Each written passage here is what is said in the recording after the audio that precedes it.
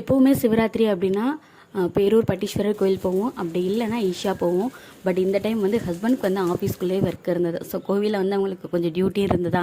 So அதனால் வந்து நானுமே இது வரைக்கும் உள்ளே வந்து சிவராத்திரிக்கு வந்து கோவிலில் வந்து ரொம்ப நேரம் கண் முழிச்சு சாமி கும்பிட்டதில்லை. நம்ம கோவிலில் சிவனாதிபதி இருக்கிறதுனால 4 கால பூஜையுமே சூப்பராக வந்து பண்ணுவாங்க. அதுவும் இல்லாமல் இந்த கோவில் ஐயர் வந்து எங்கள் எல்லாருக்குமே ரொம்ப ரொம்ப ஃபேவரெட்டு. சின்ன வயசாக இருந்தாலும் அவ்வளோ சூப்பராக திருப்தியாக வந்து பண்ணி முடிப்பாங்க.